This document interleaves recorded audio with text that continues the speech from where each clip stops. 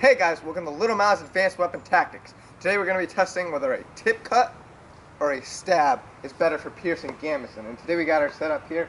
We have our setup of the Gambeson on our water bottle, and it's just to see whether it can pierce it or not. We're going to test both the tip cut and a stab to see which will perform better at piercing the Gambeson. Little Mal presents Advanced Weapon Tactics, the weapons review show that tests the lethality and destruction of various cultural artillery. Will this week's weapon be powerful enough to destroy our new main heads?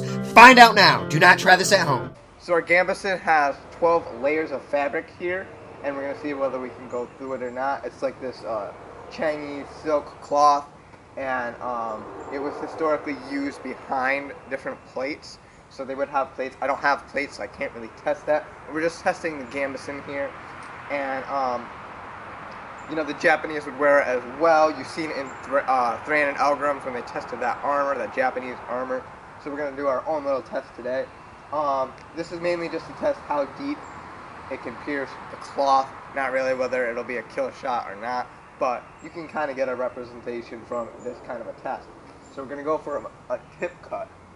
And if you watch Thran and Algram's videos, you will know that a regular slash may not be powerful enough to cut this. You gotta reduce the surface area and hit with the tip. We got the cold steel Dedao, and that's what we're gonna use for our test. And I chose this weapon because this is the sharpest weapon, and I think the Dedao will be the best opportunity at piercing this cloth, especially with the sharpness. If it's not sharp, it's not gonna pierce the cloth. Now, when this was a farming tour in China, it got converted over and they cut this thing back a little bit to give it a little bit of a piercing, so that way it could pierce armor. So you would think a broadsword like this would not be able to pierce armor as well, but the Dedao is actually very effective at piercing armor. That's why it has this kind of a cute shape. It might not go in as deep as some other swords. We could test that in the future, but that's why it has this arc. And I was a little bit disappointed that the Condor one doesn't have that, but that's why I chose to use this one in the testing. It's also much sharper. Son. Okay, so if we look at the Gambeson here, it was successfully able to cut all the way through. There's a couple other cuts down here where, because we folded it, and it was able to cut all the way through. And the bottle, I'm not sure if this was blunt force trauma, but it was able to cut in. Actually, this probably was the cut here. And this was probably from blunt force trauma that split that. I'm kind of eager to see what we can do if we test this again. So I'm going to go ahead and give the tip cut one more shot, and then we'll go for the stab. Son. And that one produced a much bigger cut into the Gambeson. As you can see, this would be a fatal cut into a person. Even if it just cut a little bit deep, a couple centimeters, that would be quite deadly. So we're going to go ahead and test the stab and compare it. And for the bottle on this cut, much bigger gash. As you can see, I'm not sure which was a cut or which was, sheer blunt force trauma. This looks like the cut here. And it just kind of spread out the back, as you can see here. It looks like it cut here. This looks like a much cleaner cut. And this looks like it just tore open from the blunt force trauma. Next time we test it, we won't use water jugs. We'll test something a little bit more rigid. Alright, so we'll go ahead and test the stab versus the tip cut. I do have a feeling it might just push it, but we'll go ahead and see anyways.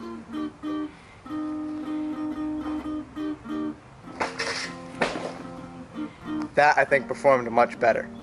Okay, so after analyzing that strike, you can see a wound in here. Now this isn't very big, it's about the size of my fingernail, but it actually goes all the way through the back. I'm not sure which was the entrance and which was the exit, but that was that.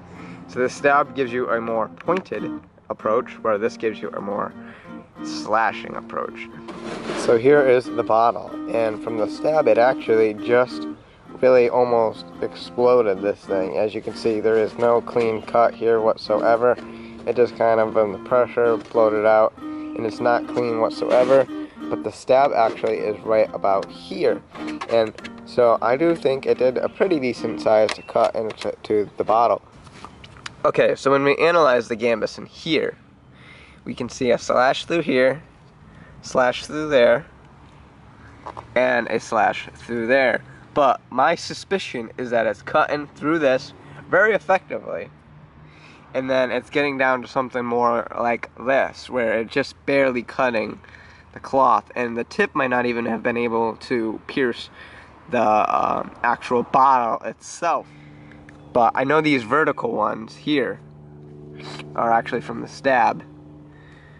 So after analyzing everything, I do believe that the tip cut was going very effectively through that first layer, halfway through the second layer, a decent strike, and then that third layer, most of the momentum is being lost and being transferred into that water bottle exploding. So I don't think it actually made it all the way through the cup into the bottle. I believe that it actually, the sheer force, the blunt force trauma of the sword was actually enough to pierce those water bottles. They're not very strong, as we can tell. And in future videos, we will be testing it on more rigid bottles and stuff like that, so we can actually get a more accurate measurement. But I do believe this stab, even from a broadsword or the Dadao, something like that, is more effective at piercing armor or gambit, something like that. Even though it only made it a little bit of the way through, it went through all the layers, and that was a definitive yes. It went through all the layers. So I do not think that the tip cut made it through all the layers. Now, alright, so we're going to be testing more tactical videos kind of like this, testing out which slashes and which different types of attacks will be better performed on our targets. In addition to our Ming heads, this is something I wanted to do in Season 2, but we didn't quite have a time because I had about 3 weeks to film the whole entire Season 2. Now we're on Season 3, and we can do a lot more stuff. I'm graduated from college, and it's going to be awesome. We're going to be focusing more on the channel, and we're going to really push some content out. But I wanted to get this video out for you guys today. And for future videos, I want to test projectiles and see how they can pierce the gambeson as well. We're going to be testing the crossbow, bows. I'm eager to see what they can do and how they can perform against the gambeson as versus a sword.